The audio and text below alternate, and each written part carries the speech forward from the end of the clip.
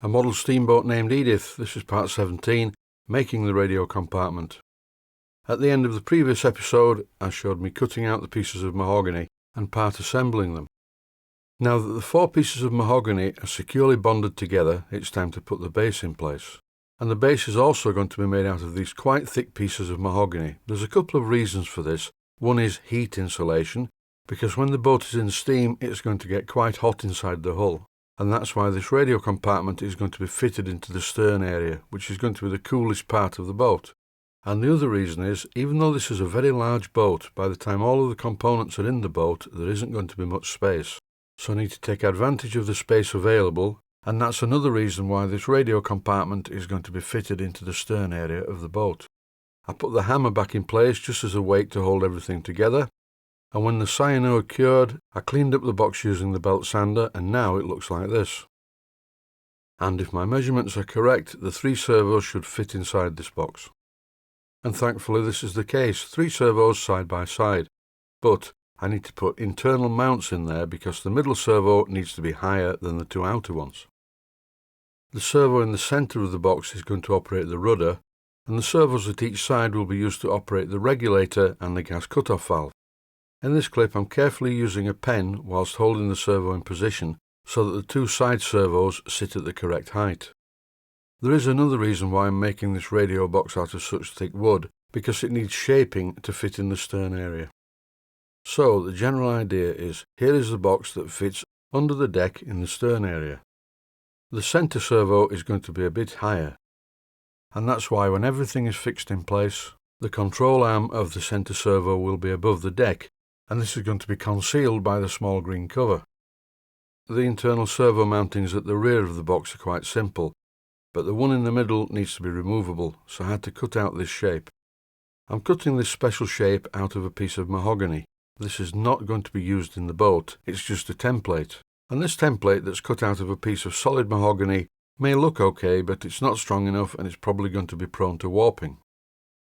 You will see now why this has to be removable, because the servo wire gets in the way, and also I need to cut a slot in the template to accommodate the wire that controls the centre servo.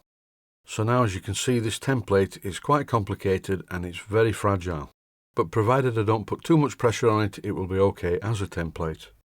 I mark the position where the second mount's going to fit whilst holding it in place on the servos, then I drill 2 corresponding holes in the bottom of the box. When I looked at the template, I realised that it could be slightly stronger than this, so I added a couple of pieces, as you can see here, and then, shock horror, I realised I did not have any 1/2-inch plywood in the workshop. But I had a few pieces of 4mm ply, so what I did was I laminated them together, as you can see here. And the adhesive I use for the lamination is of course cyanoacrylate adhesive, or CA glue, or super glue. I have to keep giving these alternative names out because people message me saying, what is cyanoacrylate adhesive? Well, it's CA glue or super glue, and it's really good stuff for laminating pieces of plywood quickly. These spring clamps held the pieces together until the glue set. Then I cut out the shape on the bandsaw and cleaned it up on the belt sander. In this clip, what you can't see is that I'm holding the piece of plywood in place with my other hand with a servo as well, and now I'm drilling holes as pilot holes so that when I put screws in there, it doesn't split the plywood. This camera angle from the other side shows clearly what I'm doing. In this clip, all of the servos are in position. So what was wrong with the nice piece of mahogany? Well, this is what was wrong with it. Look, it's very easy to break apart. Too easy, in fact. And I didn't want to risk a servo coming loose whilst the boat was sailing on a lake.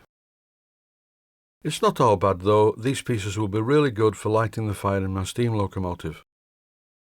This radio box is a make-it-up-as-you-go prototype, and what I'm not showing in this video is how many times I went over to the boat and tried it in position. And it's just as well really, because I did realise that there wasn't any room in there for the battery. Well, that's not strictly true. The battery and the receiver fitted perfectly in this box, but with the box in the correct position in the hull, I couldn't get the battery in and out of the box, so the radio compartment needs an extension. And in this clip, I'm sticking the extension to the main box using a combination of PVA glue and cyanoacrylate adhesive, because I don't want the battery box to fall off. And now that's not going to happen. The combined strength of the PVA adhesive and the cyanoacrylate adhesive makes the joint stronger than the wood itself. Not forgetting to first drill a hole for the wire from the battery box to go to the receiver, I'm now cleaning up the wooden box with a piece of sandpaper. Here is a completed radio box. It could have been a lot simpler, but I would have had to cut a much bigger hole in the boat.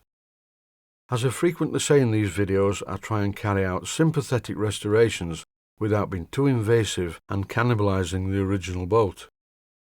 The linkage to the rudder has to run externally, so it will be visible, but not too visible because most of the servo's operations will be hidden inside that little green box that sits on the deck. More about that in a future episode. What I'm doing at the moment is spraying the part with many coats of grey primer. This radio box needs to be fully waterproof.